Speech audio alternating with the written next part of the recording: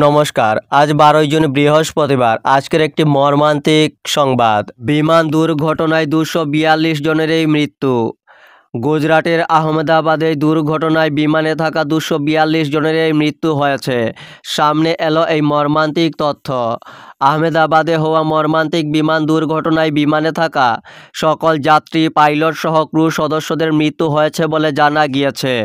লন্ডনের গ্যাটউইকের উদ্দেশ্যে যাত্রা করা এয়ার ইন্ডিয়ার ফ্লাইট একটি উড়ানের মাত্র কয়েক মিনিটের মধ্যেই বিমানবন্দর সংলগ্ন মেঘানীনগর এলাকায় সেটি ভেঙে পড়ে। বিমানটি স্থানীয় সময় আজ দুপুর ১টা ৩৮ সর্দার বল্লভভাই পাটেল আন্তর্জাতিক বিমানবন্দর থেকে উড়ার পরেই ইঞ্জিনে ত্রুটি দেখা যায়।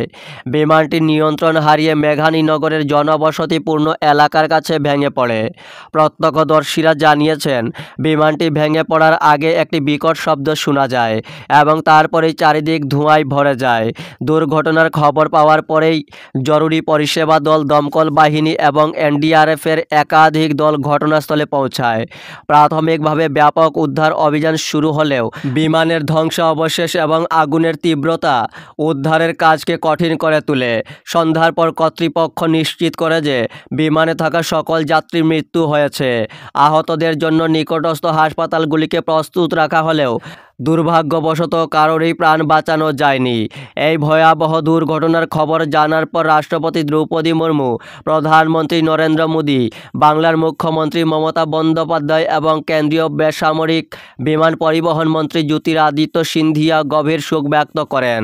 প্রধানমন্ত্রী নিহতদের পরিবারবর্গকে সমবেদনা জানিয়েছেন এবং সব রকম সহায়তার আশ্বাসও দিয়েছেন। বেসামরিক বিমান চলাচল মন্ত্রক এবং ডিজিসিএ এই দুর্ঘটনার কারণ অনুসন্ধানের জন্য একটি উচ্চ পর্যায়ের তদন্ত কমিটি গঠন করেছে। প্রাথমিকভাবে যান্ত্রিক ত্রুটিকে দুর্ঘটনার কারণ হিসাবে ধারণা করা হলেও ব্ল্যাক বক্স উদ্ধার না হওয়া পর্যন্ত চূড়ান্ত সিদ্ধান্তে আসা সম্ভব নয়। এয়ার ইন্ডিয়াও ঘটনার পূর্ণ তদন্তের জন্য সব রকম সহযোগিতার আশ্বাস দিয়েছে।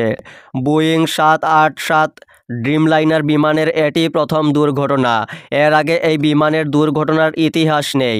ভারতের বিমান পরিবহন ইতিহাসে এটি অন্যতম ভয়াবহ দুর্ঘটনা হিসাবে চিহ্নিত হয়ে থাকবে।